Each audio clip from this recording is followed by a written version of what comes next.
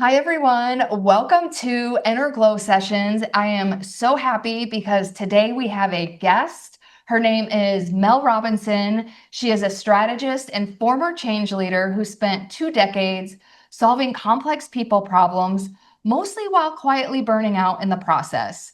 With a background in leadership, team dynamics, and emotional fluency, she built a career by making things work until life stopped working the way she planned. Her book, This Wasn't the Plan: Grieving the Golden Years That Never Came, is part memoir, part mirror for those who've overfunctioned too long, kept the peace at their own expense, or lost themselves inside roles that no longer fit. Now, Mel helps high capacity humans reclaim their clarity, energy, and boundaries without burning everything down to start over. She's the creator of Clarity Nudge, the pre-decision ritual, and Frankie, the digital boundary bot with Bite. Her work is sharp, soulful, and built for anyone who's done being useful and ready to start being whole. Welcome, Mel. Thank you. That's a beautiful introduction, and thank you. How are you doing today? Oh, I'm good. I'm good. Not too hot. So, living in Queensland, Australia, it can get a bit humid. So hopefully the hair's all right. Oh, it looks great. Thank you. I would never be able to tell that it's humid because I also have frizzy hair, so I know how it is. Yeah, I know. It's bad. It's bad. So I am excited to learn more about you. So I'm just going to give you the floor to tell us about your journey, what you have struggled with, what you're currently struggling with, and then we can take it from there. Cool. Um, so I'm going to take you back 20 years. Now, this isn't going to be a 2 hour episode of what my life was about, but just to sort of give you some context. So, probably 25 years ago, my husband and I, we had two small children. So, they were sort of two and nothing-ish. We moved into this nice big Queenslander house. So in Australia, we have these beautiful timber houses. It was on quite a nice big block of land. And my mum and dad were looking for sort of like a small apartment in Brisbane because they had a beach on the Sunshine Coast. So, they had a beach house and they were thinking, oh, if we want to come and visit the kids, it'd be nice to sort of have our own space. And I said, well, the block of land's quite big. So how about we build a sort of mini house for you? So we call it the cubby and we built that. Now, 25 years ago, life was very different for everyone. So I was sort of thinking, oh, live in babysitter, a bit of help around the house. Mum was thinking, I get to see the grandkids, I still have my independence. We still have our other house. We won't be on top of each other or anything like that. So at the time, I was thinking, great. Mum and dad were thinking, great. But fast forward 25 years, my mum passed away 3 years ago, and my dad's health is ailing. They had to give up their beach house probably, I don't know, 8 years ago, and they live here or dad lives here with us the whole time. So I suppose, whilst it sounded like an awesome idea 25 years ago, I don't regret the decision, but I suppose I didn't really think through what the impacts were going to be. And when I talk about impacts, like I don't want to sound like, I begrudge my dad or anything like that. It's more about when you've got someone on your property, it's a little bit different than, you go and visit your dad or, if they're in aged care or something like that, you have those sort of boundaries. Whereas with them being in the cubby, and this was even when mum was around, she'd just toddle up through the house and, you'd be talking to a client on the phone and it'd be, hello, have you got any sugar? So it was quite difficult to sort of have some boundaries and have your own space. So I kind of feel like I'm a 50-ish lady who's lived with her mum and dad for most of her life. Yeah. Yeah. So in amongst all of that, as you said, I have my own consulting business, so I tend to do a lot of leadership, a lot of change management. So I'm used to dealing with emotions and people managing that change sort of adjustment of going from one thing to another thing. So, I am quite good at dealing with that sort of stuff. But I suppose over the years, I just I put on the this is fine face Yes. and just took on more and more and more and more. And I don't think I ever had like, my kids might say something different. I don't think I had a full on meltdown or anything like that, but I just got to a stage where I'm like, this is not what I imagined 25 years ago. Like I was thinking, oh, just jet off to Italy for, the summer and, oh, we'll just do this and we'll just do that. But it just hasn't turned out that way because now my dad's been diagnosed with Parkinson's. So, we've got to keep even more of an eye on him than what we had previously. He doesn't drive, like, he doesn't cook. My mum was basically, did everything for him. And now I've turned into his sort of quasi wife. So that's my story. That's a bit of the backstory and probably some of the difficulties that have come across. So I might pause there and see if you've got questions. Yeah, well, there's like so many things to that, but let's start with boundaries. At the beginning, or actually, let's just start in general. Have you always struggled with boundaries? Yes, I'm an absolute people pleaser. So if you Uh, said, can you do this? I'd be thinking, mentally, no, but my mouth would just start going, yeah, sure, absolutely, let's lock that in. So yes, absolutely people pleaser with no ability to say no. and you still feel that way? No, I've got much better. Like I sort of call it the cost benefit analysis of I go, if I do this, what am I giving up, jeopardizing, that sort of thing. And when things sort of go, that's actually not what I want to do, I now, rather than going no because blah, blah, blah, blah, blah, blah, blah, and yet you sort of write a mini thesis as to why you said no, it's Yeah. just like, no, that's Yeah. it. Sometimes you No just, is a sentence. no, it is. And Mm. also, a lot of boundaries are energetic. So you energetically can just feel like this just doesn't feel good. And the answer is no. And that's all the reason you need. Yep. Absolutely. I've got a real sacral yes or no. Yeah. So I get that immediate hit of, oh, wow, that'd be awesome. And that's an absolute yes. Or otherwise, I get this sinking feeling of like, no. And then my mouth starts saying yes.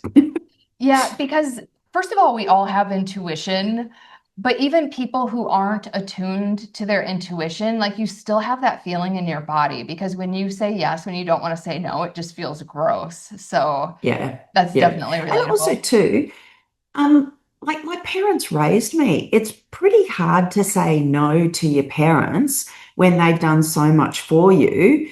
And they're sort of like, oh, I've got two doctor's appointments today. Can you take them to me? And I'm like, well, if you had told me last week, I could have planned around it. You've told me this morning, and now it's Yeah. going to be really hard. But I can't say no to those sorts of things. Like, I suppose I could, but I tend not to. Yeah, and I discussed that. I have a people pleasing masterclass, and for the most part, I do believe in firm boundaries. But when you're a caretaker, then you start having responsibility for other people. So it's harder to be like, you have to tell them no, or you have to protect your energy because there Mm, is part responsibility for someone else. And that's actually another thing I wanted to talk to you about is the caretaking aspect, because I mean, that's a real emotional and physical stress on a person, and mm, especially when it's your parents. So, can you talk to us more about how that has affected you, or if there's anything in hindsight you wish that you had would have done better to protect your energy and boundaries and like what you've implemented now, or just tell us more about that mm. journey? I suppose if I had a magic wand, one of the big things, and I've definitely done this for my son, is my dad did nothing for himself. So my mum cooked, cleaned, Mm, did the washing, like did everything. Like he managed, I'm not saying he was a lounger or anything like that. So he managed finances. Like they both had their paths that they sort of took forward. So when mum passed away, suddenly dad was going, do we have a vacuum cleaner? Like, where does the vacuum cleaner live in the house? And I'm like, seriously, you've lived there for 25 years and you've got no idea where the vacuum is. Cooking, like, literally, could not boil an egg, would not know how to boil an egg. So, this is where I was really firm. Even before a lot of this happened, my son, I started teaching to cook when he was in grade one. It's like, okay, tonight we're going to cook spag bowl. Get in here, get the stool, watch what we do. Because I just think there's some fundamental things that you can't get to your 90s and go, where's the vacuum cleaner? How Yeah. do I do this? So I suppose from a caretaking perspective, that would be one thing that I'd sort of try and get on top of earlier. The other one is whilst making meals and doing all that sort of stuff doesn't sound like a lot. So obviously I have to cook for hubby and I. So I just sort of do batch cooking Yeah. and we do extra and then that's for dad. So dad has his meals downstairs. So we do have boundaries, but once a week, all the kids and dad come up and we have family dinner and we actually sit around this table that I'm at. And that's the opportunity for everyone to connect. So for me, connection is really, really important. And if you don't have that regular connection, it's hard to have a conversation. And particularly like my dad's stone deaf, like you'd have to yell at Mm, him to get his attention. So at the dinner table, he might pick up half the conversation, but at least he knows what his grandkids are doing. At least he knows, their opinions on the world, and he's very sharp as a tack. So he still does stock trading, like he's all across politics and all that sort of stuff. So he'll come along with, oh, the Australian government's doing this. So it's a nice interaction, and I think that's really important to keep connection and to just make sure that everyone is on the same page. So back to your question, I'll get there that's about okay. caregiving. Yeah. um, it's it's a heavy burden. So just the physical things of cooking, like I don't clean for myself. So I said to Dad, I'm not cleaning your house if I don't clean my house. So we now have a cleaner that sort of cleans his house, which is lovely. And it also gives him something like, oh, this week the cleaner's coming. So it's sort of something for him to think about. Um, I think the real emotional thing is kind of being the translator when you go to appointments. So with doctor's appointments, because dad's Mm, so deaf, I'm literally like the doctor's going blah blah blah. I'm the middle person. It's like I'm speaking another language, and then I have to sort of simplify it a bit, and then say, "So, Dad, do you understand? Da da da. Now you've got to take this, and now you've got to do that." That's like quite a heavy burden to carry yeah. because then he also sometimes forgets and says, when we went to the doctor yesterday, what was she talking about? Da da da da da. So it's like I have to retain everyone's knowledge. So I've got to look after myself, I've got to look after my family, I've got to look after dad, his appointments, everything else that goes on around the house. It's like caregiving on steroids. And how old are your kids now? So my daughter's 29, she just got married. Okay. And my son is 26. So they lived with us probably up until 2 years ago. So they've got their own places shortly after my mum passed away. So it was a full house for a very long time. And both of them went to uni, so they were off at college sometimes, or they were doing jobs and all that sort of stuff. So it kind of felt sometimes like a share house that people would come in for a few Yeah. weeks and then they'd go again. And the fridge doesn't magically fill up itself, just a spoiler alert there. So yeah, it's a lot. So, there was often five, if not my daughter's partner came and lived with us for a while. So Oh, anywhere wow. between 5 and 7 people in a house. Mm. Well, so I have several questions on that because, first of all, it seems like you never really had a break from caretaking because legally you're caretakers of your children until they're 18. And then even when they were in university, like you still, even though legally you're not responsible for them, I think a lot of parents still carry that responsibility through college because you still have to make sure they make it through college so they can start supporting themselves. But it feels like you've never really got a break from caretaking because you were caretaking your children. And then when they finally came of age to move out, you're, well, and actually that overlapped for a while, even really, right? Yep. And then Mm. now you're a full-time caretaker of your dad as well. Yeah, yeah. So definitely, and bless his cotton socks, my youngest son decided to do a double degree. So he was in uni for 5 years. So he didn't graduate till he was like 24. And again, he moved out with some mates in a share house and that sort of thing. But even when he's in a share house, I'm still sort of like giving him groceries and Yeah. feeding him and him coming over and de-stressing before exams and that sort of stuff. So yeah, that emotional burden is always there, definitely.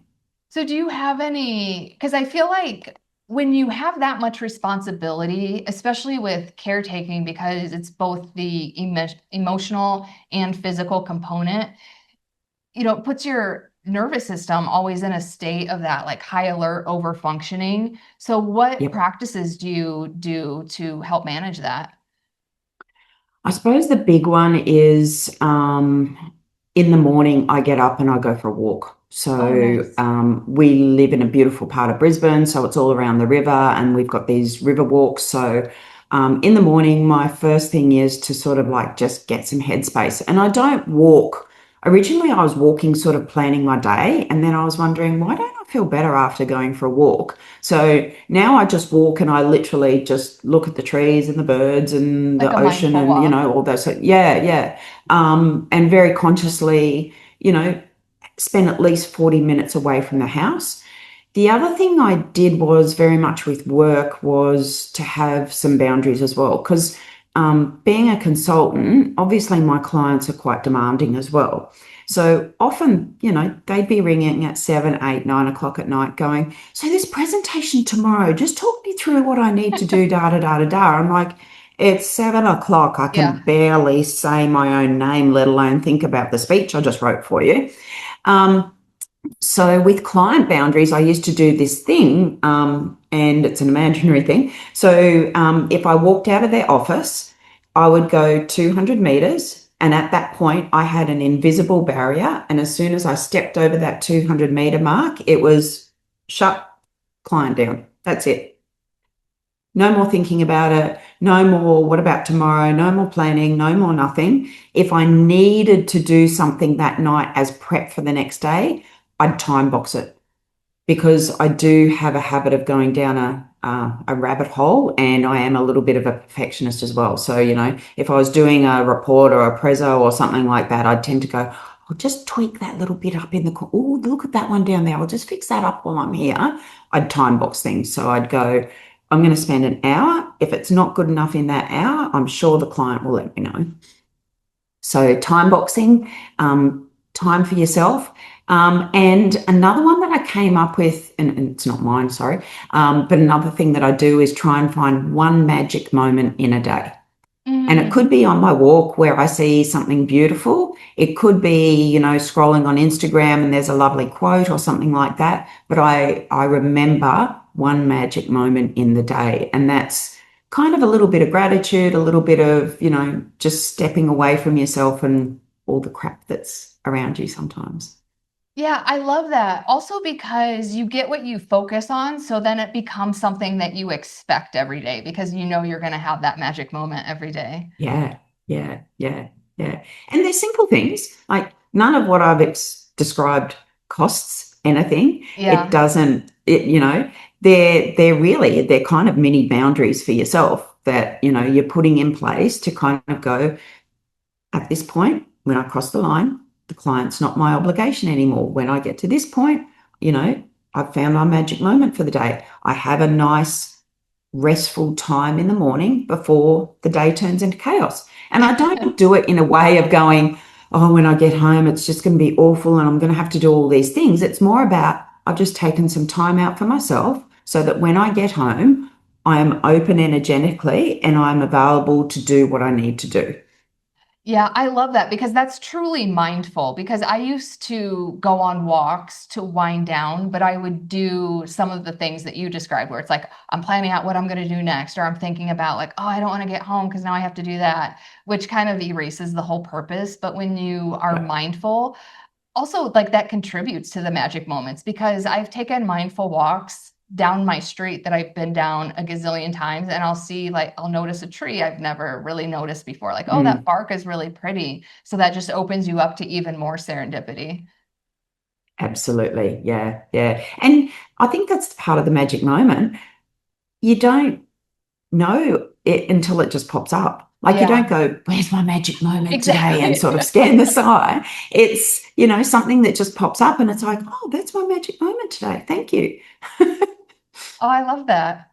Mm, mm. I feel like every time you say something, it like opens up a whole rabbit hole of questions. But you mentioned being a perfectionist, which I latched onto that because that's my theme for my content this week. Mm. And I know what I think the solution to perfectionism is. What do Oh. you think the solution to perfectionism is? Oh, I don't know if there is a solution. There's ways to manage Well, let perfectionism, me I say this, think. like the antidote. The I don't think it ever antidote. goes away. No, it doesn't. I think setting up what's good enough. So I know, and like when I've had staff before, they've sort of given me some gentle feedback going, your standards are ridiculously high, like, calm the farm, bring them down a bit. Oh, really? Um, and I know like I could not publish something or do something if it's got an error in it. Like I just couldn't do that.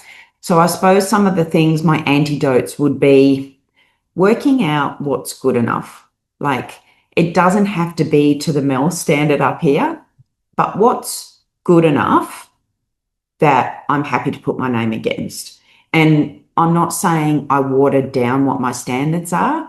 I just don't expect everyone to operate at my level of standards. Yeah, I love You that. pointed at me then. I'm like, what do you want to say? No, I love that because what was I gonna say? Oh no,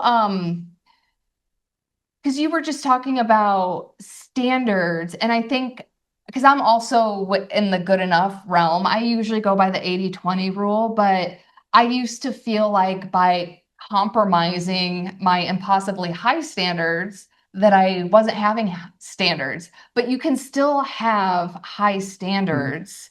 They just don't need to be impossible. So I love how you phrase that because Yep. it actually sounds reasonable and logical. Whereas when you're in your head, you're like, you're just not thinking that reasonably and logically. So I love how you just No, eloquently said that out loud.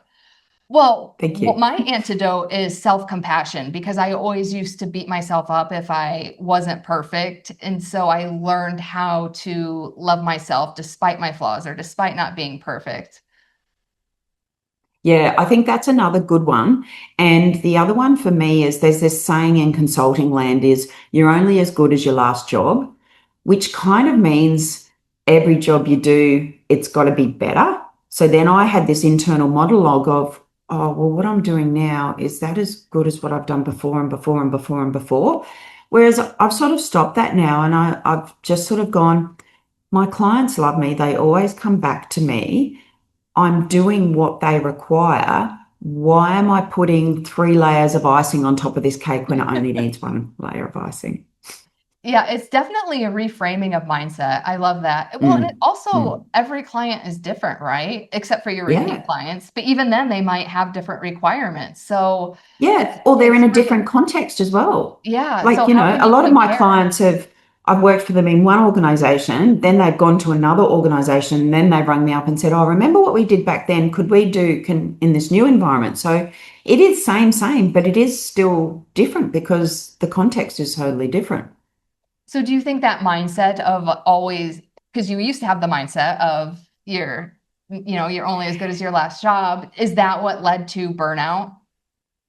Oh, definitely. My perfectionism and, overworking stuff. I Yeah. think I got to a stage where I was sort of, if you look in consulting land as well, they talk about billable hours. So, you've Hmm. got to bill a certain number of hours. And I know I reflected when I was doing the accounts one time going, I'm putting like way above a day's pay into a day. So I'm over servicing my clients and they're reaping the benefits. And in a way, they were kind of taking advantage of me as well. Yeah. And I suppose when I started reframing it that way, going, I don't don't want to be taken advantage of. And I don't know if they were intentionally taking advantage of my over servicing. But once I started to pull back and go, oh, well, if you want this, that would actually be an extra couple of days' work. I can do this for you, which is what I said. But now you've added this and this and this, I'll probably need an extra couple of days. And I don't think I've ever had a client go, oh, no, that's not right. They've all been, oh, yeah, that's fine. Whereas previously I would have been, oh, I've got to jam that in. I've only Yeah. got 2 days to do this. So I think it's actually recognizing your own self-worth, which is what you Oh, said for before, sure. and having faith in yourself. Because again, generally I work for myself. So I'm the sole voice in the room. So every time, I talk about, the evil Homer that sits on your shoulder. Every time evil Homer starts going, oh, that's not good enough and all that sort of stuff, I really have to put good Homer on my other shoulder and go, but you get more clients. Like I need to do that balancing act because otherwise, yeah, I don't think I would be functioning the way I am now. No, although you would have burned out to the ground a long time ago if you kept going Yeah. down that hole. Yeah, yeah. Or I would have burnt my clients out. Like I would have just gone, nah, can't deal with you anymore and got really shitty with them. And then whoops. No, it's And then okay. they would have, possibly gone, oh, well, Mel's too high maintenance. We'll find someone else to do work for. And suddenly then I've got no work. Yeah. Mm, It's funny. When I first started setting boundaries, the first place I did it was the workplace. And I had a similar experience and I don't think it's always malicious that people take advantage of you, but if you're an overgiver, there will always be people who are taking, whether it's malicious or not, because some people are just unassuming because it's like, oh, they're giving. So sure, I'll take some. mm. But I ran into the same experience where I started setting boundaries and the other person was like, yeah, fine, that's okay. And I was just like, why didn't I do this a long time ago? Because I it know. really is easier than it sounds. Yep, absolutely. And I think, trying to be a high functioning person, you always want to be at the top of the ladder. So Hmm. you never sort of want to say no. Like it's crazy. And the other thing that I observe is, and this isn't like a sexist conversation, but men are really good at just going, no, I'm Yeah, not they doing that. are.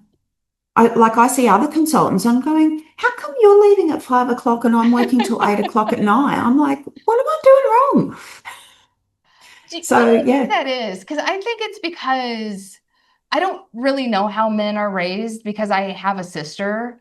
So it was always two females being raised. But I feel like we were raised in an environment where it's like you want to be polite. You don't want to, you want to be accommodating to the other person and you don't want to make them feel uncomfortable or hurt their feelings. What are Mm. your theories as to why there's differences between men and women? I think there's a little bit of that. I just think there's something about men that they've just got a little bit more surety about themselves. So, Mm, and they also plan their day.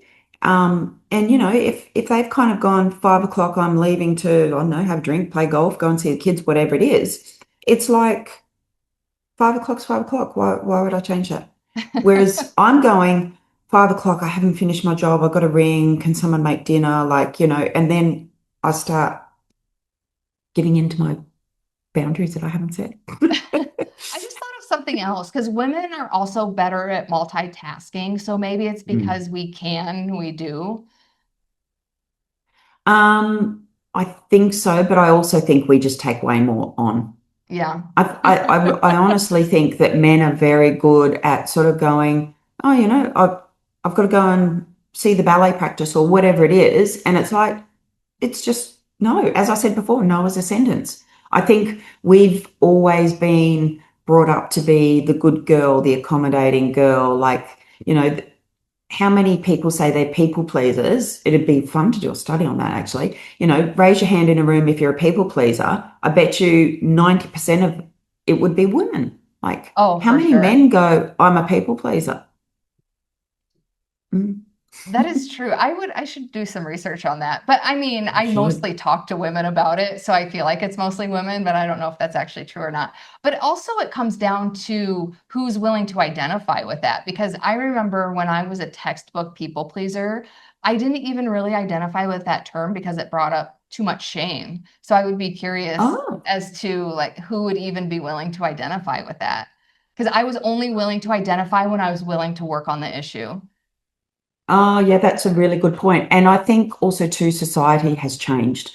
So That's true. definitely the term people pleaser in the last few years, people are more willing to sort of go, yep, I'm a people pleaser. 15 years ago, if someone had have said to me, are you a people pleaser? First of all, I would have gone, I don't even know what that term means. And second of all, as you said, the shame of it going, oh, no, I'm a strong, independent young woman sort of thing. And yeah, I think things are more openly discussed, which is absolutely a good thing. And I also think society has changed for the Yeah, it better. has. Yeah, I love Mm, that we're having more open conversations because even my shame around people pleasing was what, like 8 years ago? So even in the past 8 years, I think we're having more open conversations about it. yeah, absolutely. Mm.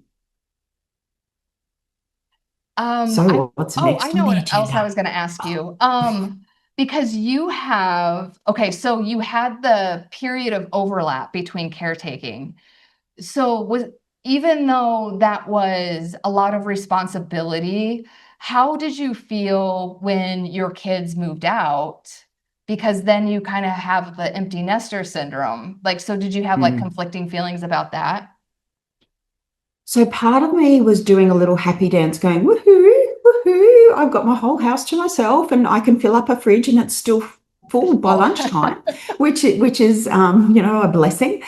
Um, then there was, maybe it was the 7 stages of grief or something. Then there was a little bit of I feel very indulgent because I have this time. What am I going to do? Should I do something for myself? And then I started setting myself tasks around, I really should clean out the kids' room and start. So then I sort of went through a phase of I'm doing all these things that I always wanted to do. And then I found like cleaning a room out that no one uses didn't actually bring me a lot of joy. So I think I ended up having a happy balance because the other side of me was also going, oh, well, I could take on more clients. I could do a bit more work. We could earn a bit more money. We could do more holidays and that sort of thing. So I kind of very intentionally filled the gaps of where the kids were. But then because they kept boomeranging in and out, I would sort of have filled the gaps. And then when they came back, I had this extra layer on top. And then something would happen with mum or dad. And then I got this extra layer. And that's how I ended up sort of doing so much. So I think, my cautionary tale is if that ever happened again, is kind of come up with a plan of what's important to you and what's going to bring you joy. If you've got some Mhm. space in your day, rather than cleaning out the pantry, what's actually going to bring you joy? Sometimes cleaning out the pantry does bring me joy because I'm like, "Whee!" But Can't find anything, yeah. what's what's the thing that you're doing for you? And I think this is where when you're raising kids and looking after others, you totally forget about what's important for you, what's going to bring you some joy, because you're always looking out for someone else. You're never looking internally to what's missing for you. You're looking for the gaps everywhere outside. So what is important to you? I know connection, but what are things that are important to you now?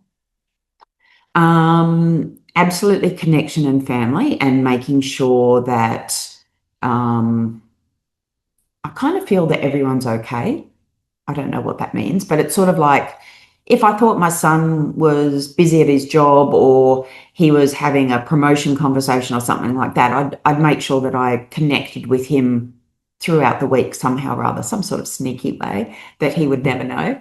Other things that are important are getting out in the environment. So fresh air, like just looking at beautiful things.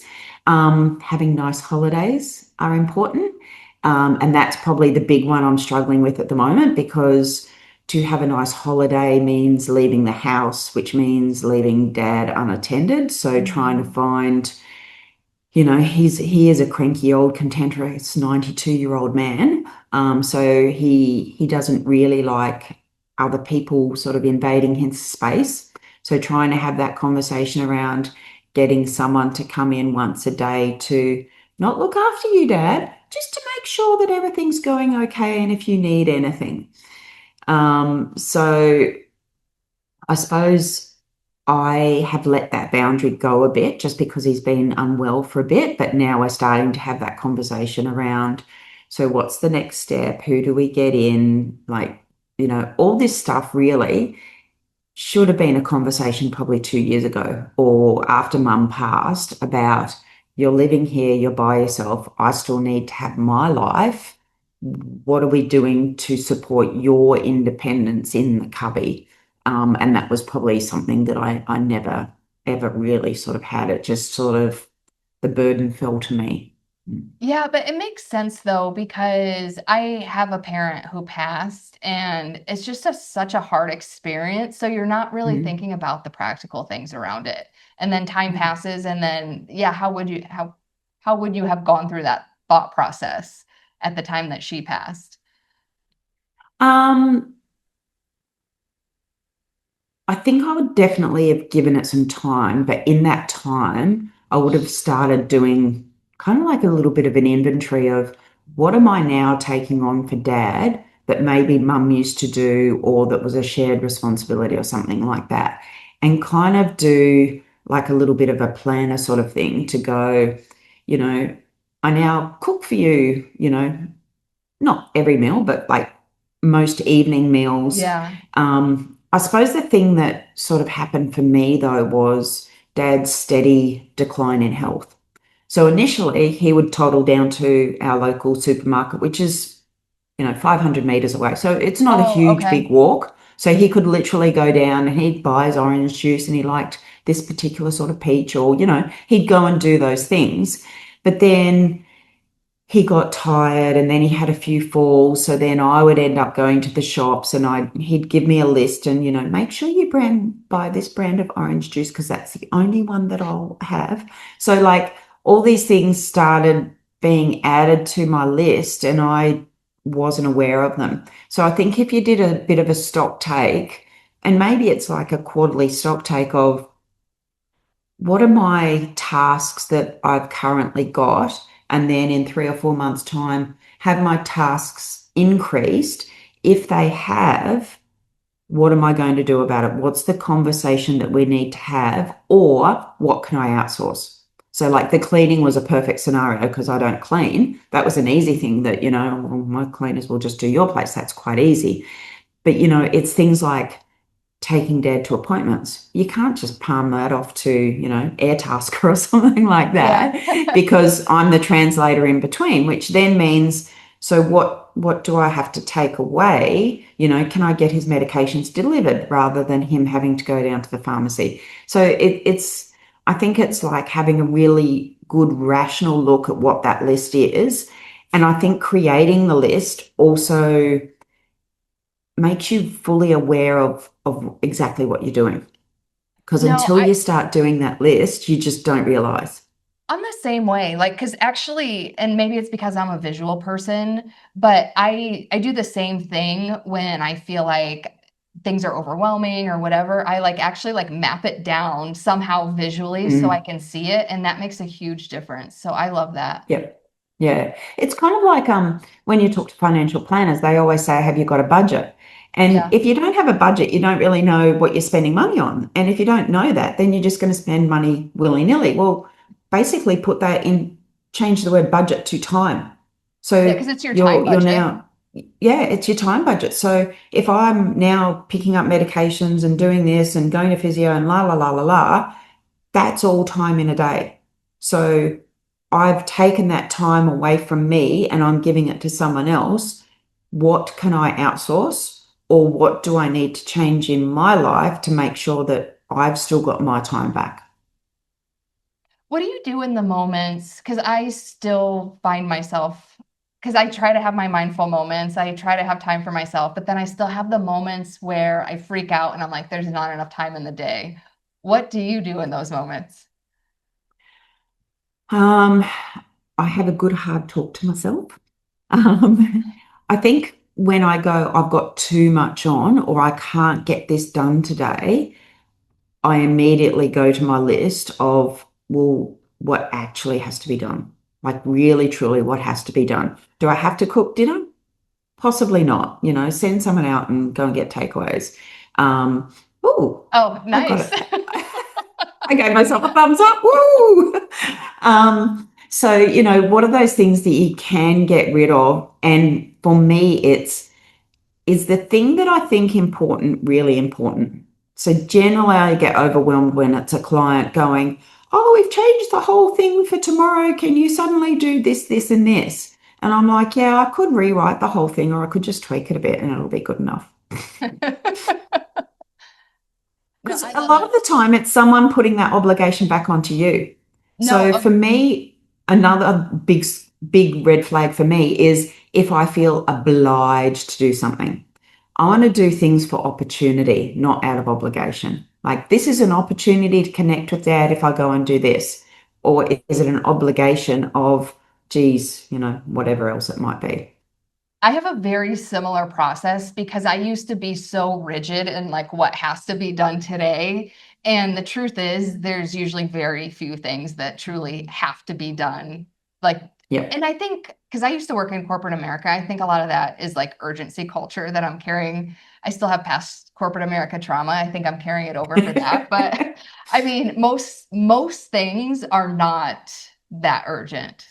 So, No, but yes, I have a no. similar And we process. make them urgent, or someone else makes them urgent on our behalf. And that's when I'm really good at going, hold That's when you on, have to have you just boundaries. passed the baton over to me, and that's not mine.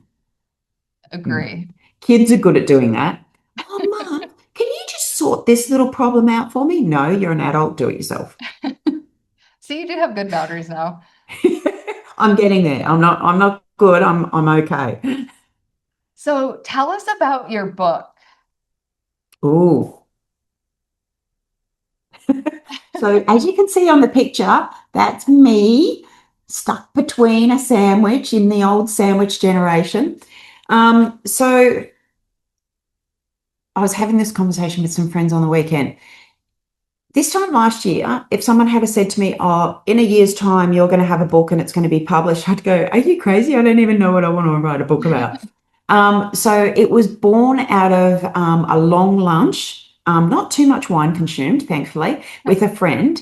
And I was obviously having one of those days, and she's a very, very good friend. And I just offloaded. I'm like, and I've got to do this for dad, and the kids expect me to do this, and Craig's doing blah, blah, blah, blah, blah, blah, blah, blah, blah, and I can't do this and I can't do that. And she just looked at me and went, you're grieving.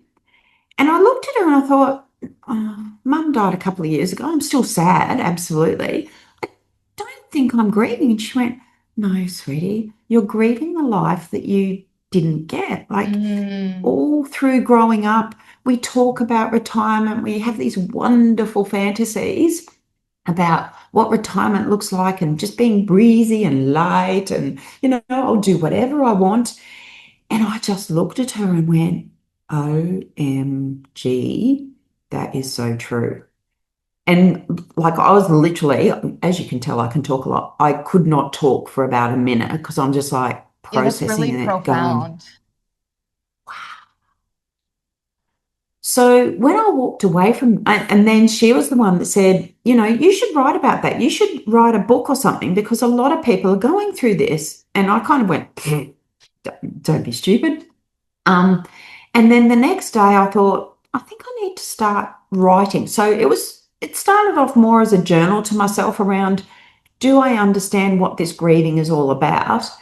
And then it became quite cathartic, and I'm like bashing chapters out, and then I'm remembering these stories. So I was just writing, oh, I don't know, little mini scenes, I suppose is the best way to describe them. So I'd go, I remember a time about, and I remember when mum went to hospital, and I remember this, excuse me. And then all of a sudden, it was like, this is actually a book. This is actually something that will help people, but not in a like a preachy textbook sort of way. My sense of humor is very dry, very deprecating, and just really sassy. I suppose sassy is probably the biggest Yeah. thing that I would describe as. And so I just put in all these sassy things, and I'd talk about the kids demanding, protein powder, and like I just turned it into this thing. And then I actually got ChatGPT to help me put it together into a story arc. Oh, yeah. And that was probably a thing for me, because up until then I'm like, I'm not editor. I don't understand how stories go and what's a arc and a this and a that and a the other. So having Chat GPT help me, smooth the arc out. And then I only wrote about 15,000 words, and I kept going, 15,000 words isn't a book. And it's a thin, tiny, tiny book in the end. And But I that's kept going, no, digestible. I know. And that's then when I went, if I'm a busy person, I can't read like this sort of size book. I probably only have time for something that's this size. And also too, I'd look at it and go, I can do this. If I Yeah. looked at a book, if I was really busy and I looked at like a bigger, sort of thicker book, I'd probably go, yeah, I'll never get to the end of that, so I'm not going to start it. Whereas something that was small, and it's got sort of like little chapters, and it's nice big words and all those sorts of things. So I'm like, I'm actually doing justice to the book, and I'm doing justice to the people who need the book. So I then agree. I kind of went, this is it. This is enough. I didn't want to pad it out. I didn't want to make it bigger. And then the whole publishing thing is a whole another story. But eventually, I wanted an Australian author, a publisher. I found this one that you could just submit a chapter to, because I kind of feel like a little bit of a fraud too, because I'm like, I'm a writer. Like, who am I to send I a whole went through manuscript off to that. someone? Yeah. Yeah. So this publisher said, just fill in this form. It was basically what's your name, and what's your book about, and submit the first chapter. And my first chapter was like, I don't know, 5, maybe 10 pages or something. Like, sweet, I can do. Oh, no, I didn't give myself a thumbs up. Oh, no. So I thought, I can do this. And so I sent it off to the publisher. And I don't, for any of you who've been looking at publishers or anything, they've kind of got these little passive aggressive comments in their submission page going, don't call us. If we're interested, we'll call you. And things like, if you haven't heard from us in 3 months, take that as we're not interested in your manuscript. Excuse me. So I was reading all these passive aggressive things. And when I decided on this publisher, I went, I've got 3 months. Like, click, hit submit. I've got 3 months before, and if I don't hear anything in 3 months, well, I've given it a try. 4 hours later, I got an email back from the publisher going, loved the first chapter, want to see the rest of it. So then that got me in a panic spiral, because I hadn't actually sort of cleaned up the rest of it. I'd cleaned up the first chapter because I'm like, sweet, I'm just doing the first chapter. I've got 3 months to, Yeah, you were do listening anything to all the else. passive aggressive comments. Yes, yes, I know. So in my mind, I'm going, I could spend the next month, fixing up the rest, and then they'll come back to me in 2 months and say they want to see the rest of it. So I'm like, time's on my side, kick back, wee. And then when they're like, we want to see the rest of the manuscript, mild panic set in, because then I'm like, well, I can't ghost them. I can't tell them that I haven't actually finished the book. I can't do that.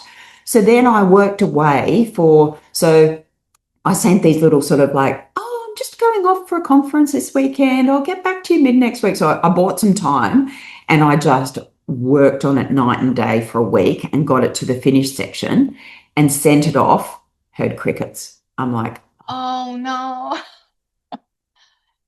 so the first chapter was really great, Mel, but the rest of it was a little bit crappy, and we're never going to talk to you again.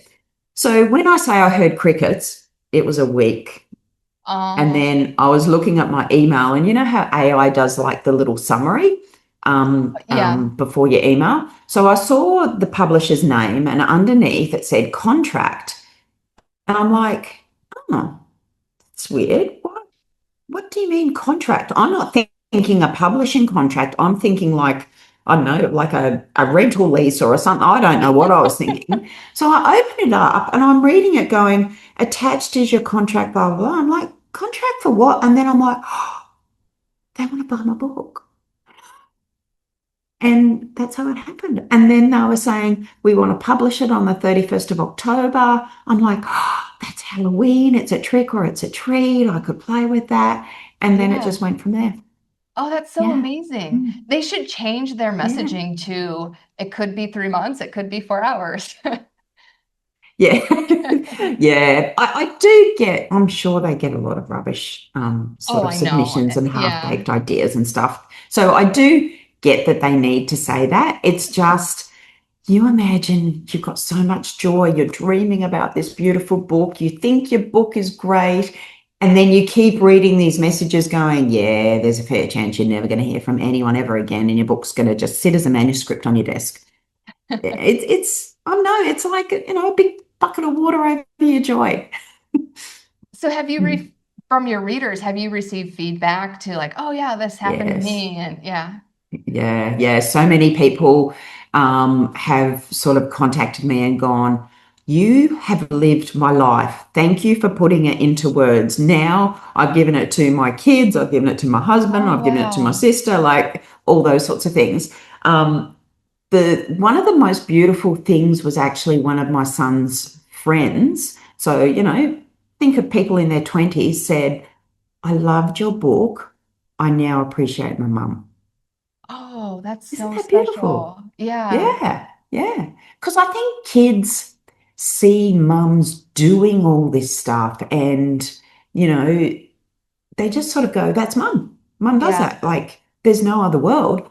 But, the picture itself, like, I love the picture of the sandwich I do generation too. sort of thing. You see, the squashing effect, and then you read about it, and suddenly people are going, wow, I didn't know that. Yeah. So, yes, lots of people, thumbs up, ticks, loved it, loved. I think one of the things people most appreciate is it's kind of quite factual, but in a real sort of sassy, sort of blunt way that you can't be offended by it because it's kind of like it's my opinion Yeah. and no one can really go, well, you can't have that opinion. Oh, actually she can. That's her story.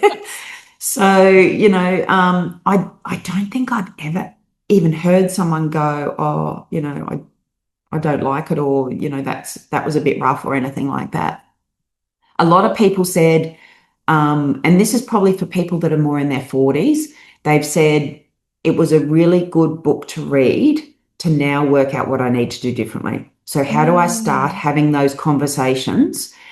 Because my situation is quite unique. Like, not too many people have their parents live with them. right. They have their parents in a house or an apartment or in something like that. So, at least it started the conversation going, hey, you currently have this big house, you're not going to be able to look after it forever. What do you want that next step to be? And starting to have those conversations, which I think is really, really important because so many people I know have sort of said, their mum or dad was in the house living by themselves. They fell down, they broke a hip, they went to hospital. The hospital said, you cannot go and live in your house by yourself. And they suddenly have to find different alternative arrangements. So it's short on time. You're not in control a lot. The hospital's sort of going, you need to get out of here because we need the bed type of Yeah. thing. There's all this pressure in, an awful situation. Just imagine if you had have had that conversation sometime previously and you knew your mum and dad wanted this or that or whatever, that would take so much pressure off the situation. Yeah, and I think people avoid it because they think it's going to be uncomfortable, but it's way Mm. more uncomfortable if you're having it in that intense, like emotional, intense moment.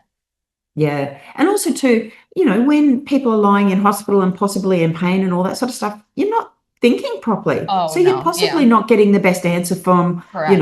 a loved one anyway.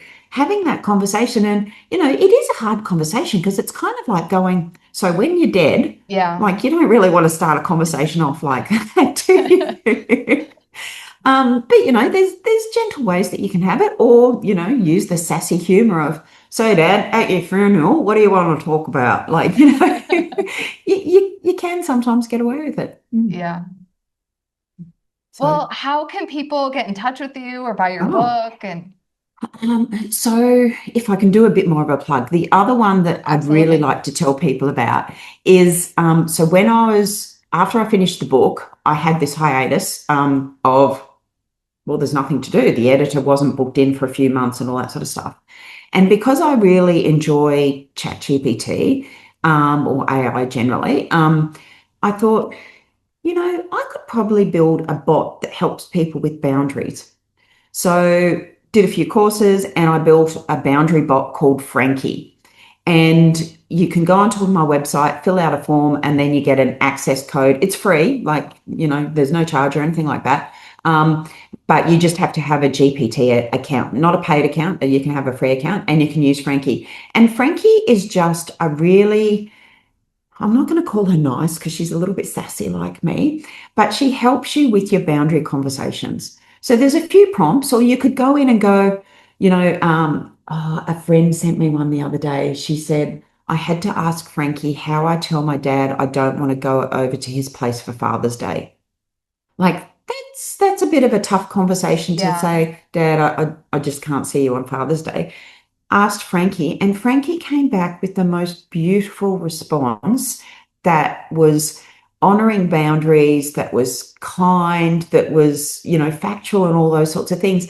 So it's sort of, Frankie takes on a bit of a role model sort of persona that you can ask Frankie. And then you might ask Frankie another question of like, so what would that look like? And, she might do a role model with you, or she might ask some more probing questions. Sometimes she'll be really sneaky because the question you're asking isn't actually the question. It's three questions underneath that is actually the real question. And it's like, damn, she saw through me.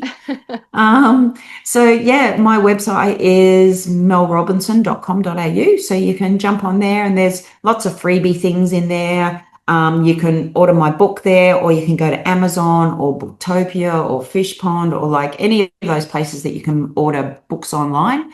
And yeah, it's not terribly expensive because it's so little, and Amazon will deliver in a couple of days as well. So Yeah. that's all that I can offer you at this stage. Oh, that sounds amazing though.